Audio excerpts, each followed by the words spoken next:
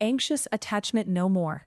Heal relationship anxiety, stop seeking reassurance, build self-worth, and create the secure bond you've always wanted. By Daphne Reyes. Introduction. In 1952, a man named James Robertson walked into a hospital in London carrying a heavy film camera. At that time, hospitals were very different from the ones we know today. Doctors and nurses believed that as long as a child had food, a clean bed, and medicine, they had everything they needed. They thought children were like little machines. If you fixed the broken part, the child would be fine. Parents were seen as a distraction. Most hospitals only allowed mothers and fathers to visit for 1 hour a week. Some hospitals didn't allow visits at all. The experts of the day truly believed that if a child didn't see their parents, they wouldn't miss them. They thought the child would just settle in and be quiet. James Robertson didn't believe this. He had been watching children in these wards, and he saw something the doctors were missing. He decided to film a 2-year-old girl named Laura during her 8-day stay for a simple surgery. He wanted to show the world what happened to a child's heart when they were left alone. The film is called A 2-Year-Old Goes to Hospital. It is hard to watch, even today. When the film starts, Laura is a happy, bright-eyed little girl. She loves her mom and dad. When they drop her off at the hospital, she is confused, but she tries to be brave. She thinks they will be right back. As the hours turn into days, the camera catches a terrifying change. First, Laura cries. She screams for her mother. She stands at the end of her crib, shaking the bars, looking at the door. This is what researchers call the protest stage. Her brain is sending out an emergency signal. She is doing everything she can to get her secure base, her mother, to come back, but her mother doesn't come. The nurses tell her to be a good girl and stop crying. Eventually, Laura does stop crying. This is the part that fooled the doctors. They thought her silence meant she was adjusted, but Robertson's camera showed the truth. Laura wasn't okay. She was in despair. She sat perfectly still, staring at nothing. Her eyes looked empty. When her mother finally came for her 1-hour visit, Laura didn't run to her. She turned her head away. She had reached the stage of detachment. She had decided that love was too painful to count on, so she shut down.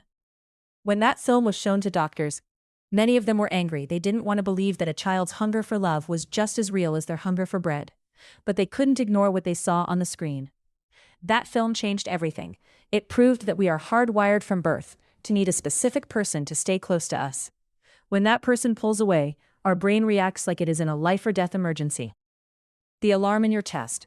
You might be wondering what a 2-year-old in a 1950s hospital has to do with your life today. You pay bills, and you can take care of yourself. But if you have ever felt your heart hammer against your ribs because a partner didn't text you back, you are experiencing the exact same thing Laura felt. The feeling of anxious attachment is not a personality flaw. It is not something you chose because you are weak or too much. It is a biological survival mechanism. Inside your brain, there is a small part called the amygdala. Think of it as a smoke detector. Its only job is to look for danger. For most people, the smoke detector goes off when they see a fire or a car swerving toward them. But for someone with an anxious attachment style, the smoke detector is tuned to a different frequency. It is looking for relational danger. It is watching for a change in a partner's tone of voice. It is counting the minutes between a sent text and a reply. It is noticing when a partner pulls their hand away or looks at their phone during dinner. When that smoke detector goes off, it doesn't just give you a polite suggestion that something might be wrong. It floods your body with stress hormones. It makes your chest feel tight. It makes your stomach flip. It makes it impossible to think about anything else. Your brain is convinced that you are being abandoned, just like Laura in her crib. You find yourself doing things you later regret. You might send 5 texts in a row. You might pick a fight just to get them to look at you. You might stay up until 2 a.m, checking their social media to see if they are active. These are not crazy behaviors. They are protest behaviors. They are your adult version of shaking the crib bars. You are trying to get a response, any response, to prove that the connection is still there. The problem is that these behaviors often drive the other person further away. This creates a painful cycle. You feel anxious, so you move closer. They feel crowded, so they move away. You feel the distance, so your anxiety screams louder. You move even closer, and they run for the hills. You are left wondering why love feels like a roller coaster that only goes down. The promise of a secure anchor is about stopping that roller coaster. It is about learning how to turn down the sensitivity on your smoke detector so it doesn't go off every time someone needs a nap or a little bit of space. By the time you finish these pages, you will move from being an anxious observer to a secure anchor. An anxious observer is someone who spends all their energy watching their partner. They are like a person trying to navigate a boat by watching the waves. If the waves are high, they panic. If the water is still, they worry about the storm they know is coming. They have no control because their happiness depends entirely on what the ocean is doing. A secure anchor is different. An anchor doesn't try to control the waves. It knows the waves will come and go. Instead, the anchor stays firmly planted in the ground below. It provides its own stability. When you become a secure anchor, you derive your safety from within. You learn to trust that you are enough, regardless of whether someone else is having a bad day or a busy week. You will learn how to calm your body down when the abandonment alarm starts ringing. Speak your needs clearly without feeling like a burden. Stop the reassurance addiction that keeps you trapped in a cycle of doubt. Build a relationship where trust is the default, not something you have to earn every single hour. This isn't just about positive thinking. It is about neuroplasticity. That is a big word that simply means your brain can change. Even if you have felt this way your entire life, you can rewire the way you respond to love. You can move from a place of fear to a place of freedom. The science behind this is solid. It started with researchers like John Bowlby, who watched children like Laura and realized that human connection is a biological necessity. It continued with modern experts who discovered that we can earn a secure attachment style as adults, even if we didn't have one as children. To understand how this looks in the real world, we need to meet Elena Rodriguez. Elena is 32 years old and lives in a beautiful, minimalist studio apartment in Austin, Texas. She is a senior UX designer at a successful startup. She is smart, creative, and very good at her job. If you met her at a coffee shop, you would think she had it all together. But right now, it is 11:30 p.m. on a Tuesday, and Elena is not together. She is sitting on her sofa, the only light in the room coming from the blue glow of her iPhone. 4 hours ago, she sent a text to Mark. Mark is an architect she has been dating for 3 months. Things have been going well, mostly. They have great conversations, and he makes her laugh. But Mark is consistent in a way that feels distant to Elena. He doesn't text all day. He doesn't always use emojis. At 7:30 p.m., she sent, "How was your day? I saw that new Italian place we talked about is opening soon." She has checked her phone 42 times since then. First, she told herself he was just finishing up a project. Then, she thought maybe he was at the gym. But by 9:30 p.m., the smoke detector in her brain started to hiss. If he really liked me, he would have checked his phone by now, she thought. Maybe he's out with someone else. Maybe he realized I'm too much. Maybe he's slow ghosting me. By 10:30 p.m., the physical symptoms arrived. Her chest felt like it was being squeezed by a heavy hand. Her heart was racing as if she had just run a mile. She tried to watch a movie, but she couldn't follow the plot. She kept looking at the last seen status on his messaging app. He had been online 10 minutes ago. He was online and didn't reply to me, the voice in her head screamed. Elena felt a wave of hot shame followed by a surge of anger. She started typing a long message. It was filled with protest. She wanted to say, "It's fine if you don't want to talk, but I think it's rude to just ignore people. I thought we were on the same page, but clearly I was wrong." Her thumb hovered over the send button. She knew deep down that sending this would make things worse. She knew Mark would probably find it dramatic. But the pain in her chest was so sharp that she felt like she had to do something to make it stop. She felt like she was drowning, and that send button was a life raft. She hit send. The moment the message turned blue, the relief lasted for exactly 3 seconds. Then a new, colder fear set in. Oh no, I shouldn't have said that.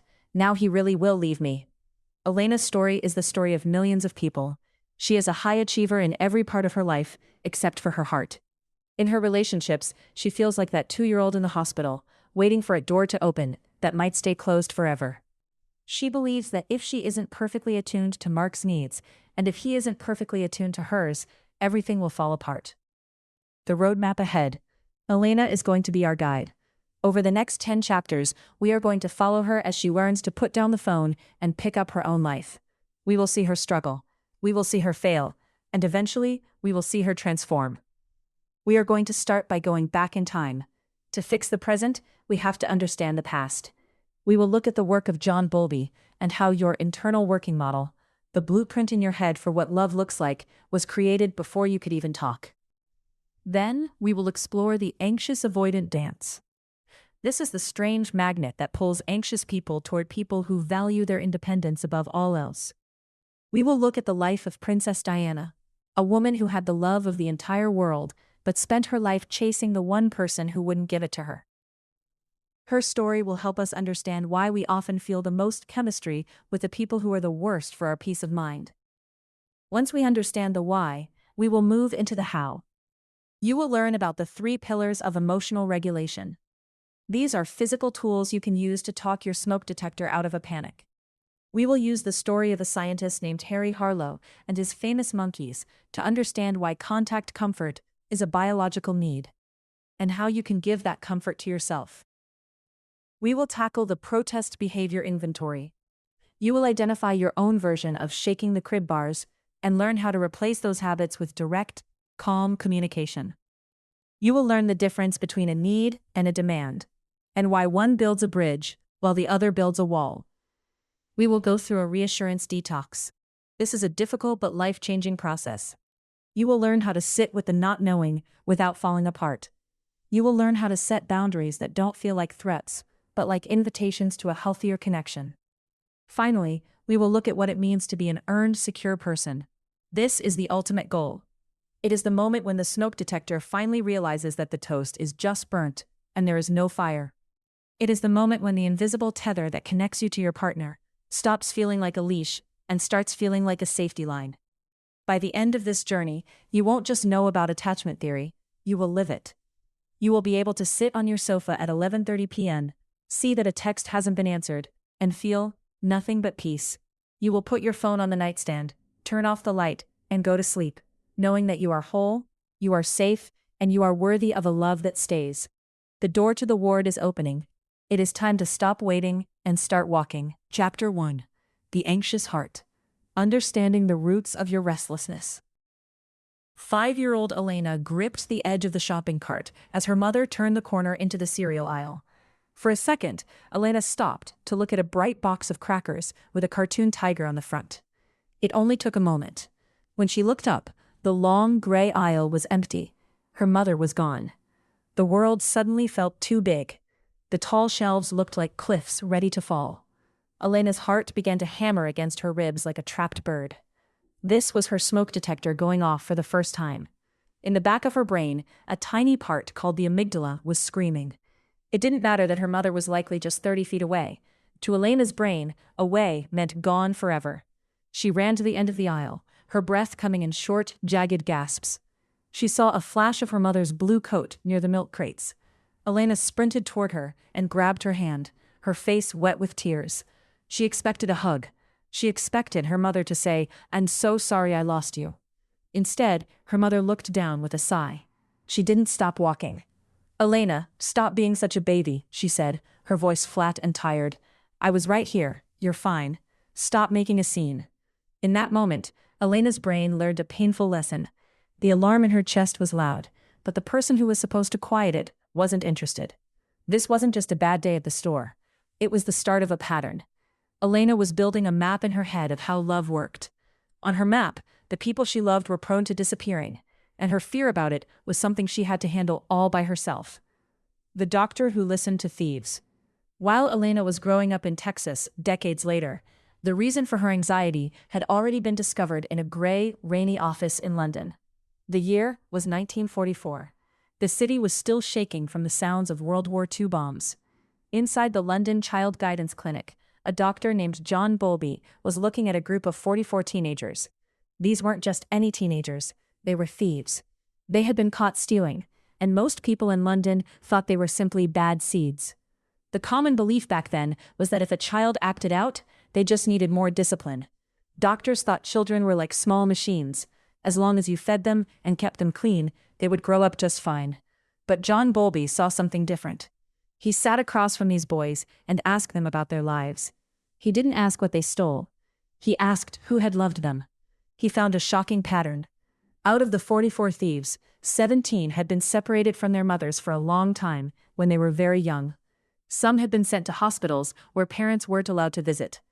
Others had mothers who were physically there, but emotionally cold or distant. Bowlby realized that these children weren't born bad, they were affectionless. Because they hadn't felt a steady, safe connection when they were toddlers, they had stopped trying to connect with anyone at all. Or they had become so anxious about being left again that they didn't know how to act. Bowlby called this his internal working model. Think of it like a blueprint for a house. If the first few bricks are laid crooked, every floor you build on top will be a little tilted. If your first relationship, the one with your parents, is shaky or inconsistent, your brain creates a blueprint that says, "People I love are not reliable." This was the birth of attachment theory. Bowlby proved that a child's hunger for a mother's love is just as strong as their hunger for food. When that hunger isn't met, the brain changes. It stays on high alert. It develops a smoke detector that goes off at a slightest hint of someone leaving. The strange situation in Baltimore is a text message that goes unread for 6 hours. It's a partner who is physically in the room that's staring at their phone. To your brain, that silence isn't just being busy. To your brain, that silence is a threat to your survival. Your smoke detector is screaming that the house is on fire, even if it's just a piece of burnt toast. The map can be redrawn. By the time Elena was 32, she didn't remember the grocery store incident every day, but she lived its results every night. When she started dating Mark, she found herself checking her phone every 10 minutes. If he didn't use an emoji in a text, she wondered if he was mad. If he said he needed a night alone, she felt the same cold terror she felt in the grocery store at age 5. She thought she was crazy, or too much. She didn't realize she was just a person with a very sensitive smoke detector. She didn't know that her brain was simply trying to protect her from a pain it had memorized decades ago. The most important thing John Bowlby discovered wasn't just that our past shapes us, it was that we are not stuck.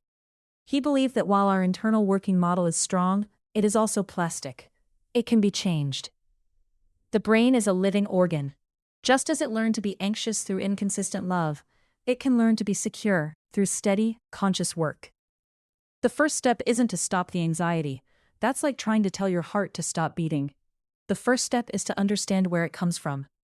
When you feel that surge of panic because a partner hasn't called, you aren't failing. You are experiencing a memory in your body. You are a 5-year-old in a grocery store. You are a baby looking at a still face. You are a teenager in London, wondering why no one came to visit. Understanding the root of your restlessness takes the shame out of the equation. You aren't broken. You have a biological survival system that is simply doing its job too well. As Elena sat in her studio apartment in Austin, staring at a text from Mark that she hadn't replied to yet, she took a deep breath. She felt the tightness in her chest.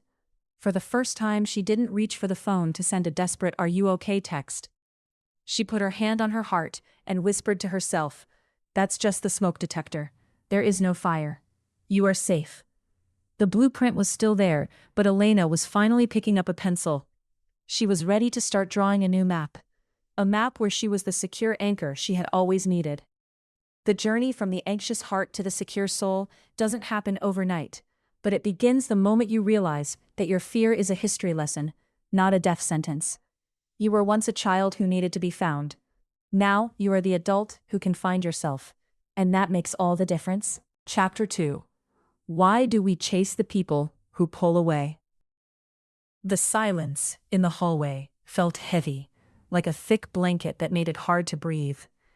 A young girl sat on the top step of a grand staircase, her chin resting on her knees. She wasn't playing with dolls or reading a book. She was listening.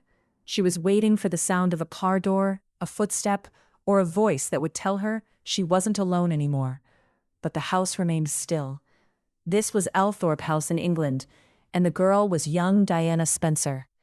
Years later, the world would know her as Princess Diana. They would see her in a dress with a 25-foot train, walking down the aisle at St. Paul's Cathedral to marry a prince. It looked like the ultimate happy ending. But inside, that little girl on the stairs was still waiting. She had spent her childhood in a home where love felt like something that could vanish at any moment. Her parents' divorce in 1967 had left a void, a hollow space in her heart that she spent the rest of her life trying to fill. When she met Prince Charles, she didn't just see a husband. She saw a way to finally feel safe. She wanted a bond that would never break. But there was a problem. Charles had been raised in a world of cold stone walls and even colder emotions. He had been taught to keep his feelings tucked away. He was a man who needed space, while Diana was a woman who needed closeness. The very thing Diana wanted, to be held and reassured, was the one thing that made Charles want to pull away. This wasn't just a bad match. It was a perfect storm. It was the beginning of a dance that millions of people perform every day without even knowing it. It is a dance where one person chases and the other person runs, and the harder the first person chases, the faster the second person disappears. The magnet and the stone. To understand why we often pick the people who are the worst for us, we have to look at the anxious avoidant trap. Think of it like a magnet and a stone. The person with anxious attachment is the magnet. They are always looking for a connection. They want to be close, to talk, and to feel that invisible tether pulling them toward their partner. The person with avoidant attachment is like a stone. They value their independence above everything else.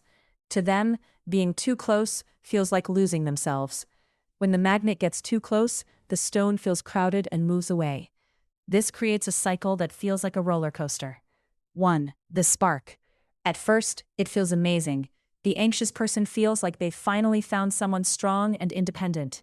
The avoidant person feels like they've found someone warm and caring. 2. The lean in. The anxious person wants more. They send more texts. They ask, "What are you thinking?" They try to get closer. 3. The withdrawal.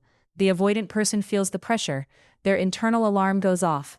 They think, "This is too much. I need air." They stop answering texts.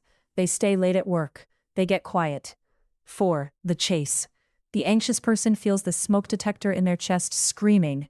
Rejection feels like physical pain. They chase harder. They cry, they beg, or they pick a fight just to get some kind of reaction. 5. The crash. Eventually, the anxious person gives up, or the avoidant person comes back just enough to reset the cycle. Diana lived this cycle in the bright lights of the world stage. She would try to get Charles's attention, sometimes in ways that seemed dramatic to the royal family. But to Diana, it wasn't drama. It was a cry for help. She was that little girl on the stairs again, wondering why the person she loved wouldn't just come home and stay.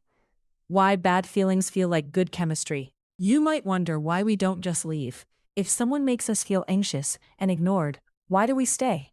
Why do we often feel more attracted to the person who pulls away than the person who stays close? In 1974, two researchers named Donald Dutton and Arthur Aaron conducted a famous study on a shaky bridge in British Columbia. The bridge was high above a river and swung in the wind. Men walking across it felt their hearts pounding and their palms sweating. At the end of the bridge, a woman asked them to fill out a survey. On another bridge, one that was low, solid, and didn't shake, the same woman asked other men to do the same thing. The results were shocking. The men on the shaky, scary bridge were much more likely to call the woman later and ask her on a date. They thought they were feeling love or attraction at first sight. But they weren't. Their bodies were actually feeling fear. Because their hearts were already racing from the bridge, their brains got confused. They mixed up the feeling of danger with the feeling of romance. This is called misattribution of arousal.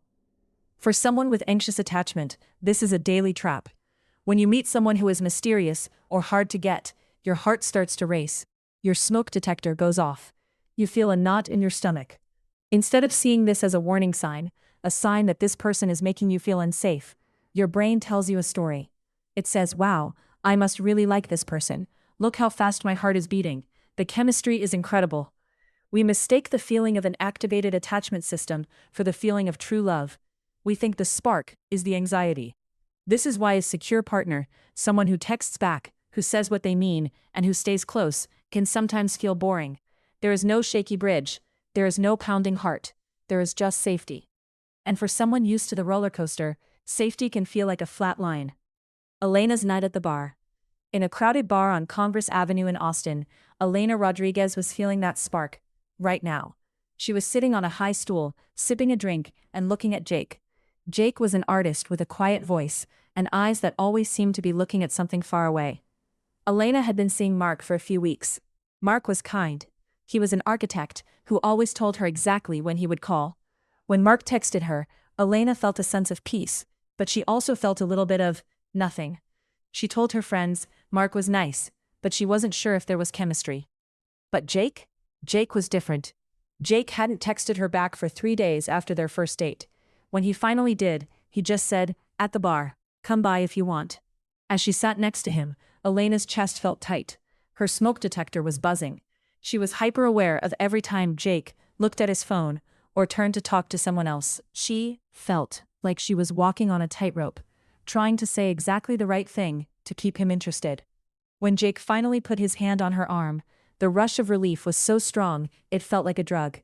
This is it, she thought. This is the spark. She didn't realize that she was just repeating the pattern of her childhood. She was chasing the person who made her feel like she had to earn her spot in the room. She was choosing the shaky bridge over the solid ground. She was about to ghost Mark, the man who actually made her feel safe, because she thought the anxiety she felt with Jake was love. The blueprint of the chase. We chase the people who pull away because they feel familiar. Even if the feeling is painful, it is a pain we know how to handle. John Bowlby, the father of attachment theory, believed we all have an internal working model. This is like a blueprint in our minds. If your blueprint says, "People I love will eventually leave me," then you will subconsciously look for people who prove that blueprint right.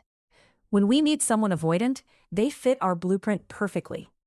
They confirm our fear that we are too much. They confirm our belief that we have to work hard to be loved. They give us the high of the makeup and the low of the breakup. This is why Princess Diana stayed in a marriage that made her feel empty for so long. In her 1995 interview, she said she so wanted it to work. She was trying to fix her childhood by winning over a man who was emotionally unavailable. She thought if she could just get Charles to love her, the void from her mother leaving would finally go away. But you cannot fill a void using someone who is also empty. Charles had his own blueprint. His blueprint said, "If I show my feelings, I will be weak or rejected." So the more Diana protested and cried out for him, the more he pulled into his shell. The silent treatment loop. Let's look at how this plays out in a normal home, away from palaces and bars. Imagine a couple named Sarah and Tom. Sarah has an anxious attachment style. Tom has an avoidant style. One Tuesday night, Tom comes home from work and goes straight to the couch to play video games. He doesn't say hello. He doesn't ask Sarah about her day. Sarah's smoke detector goes off. She feels a surge of panic. Is he mad at me? Did I do something wrong? Is he bored of our relationship? She walks into the living room and says, "You're always on that game. Can't you even talk to me for 5 minutes?" Tom feels a wave of pressure. He thinks, "I just got home from a 10-hour day. Now she's attacking me. I can't win." He doesn't say anything. He just keeps playing. Sarah gets louder. "I'm talking to you. Why are you ignoring me?" Tom stands up, grabs his keys, and walks out the door without a word. Now, Sarah is in a full-blown panic. She calls him 10 times. She sends text saying, "I hate you," and then 5 minutes later sends text saying, "I'm sorry, please come back." This is the silent treatment loop. Sarah is chasing a connection. Tom is protecting his independence. Both of them are using their survival skills from childhood, but those skills are destroying their relationship today. Sarah isn't crazy, and Tom isn't mean. They are both just scared. Sarah is scared of being alone. Tom is scared of being controlled. But because they don't understand their attachment styles, they just keep hurting each other. Breaking the spell.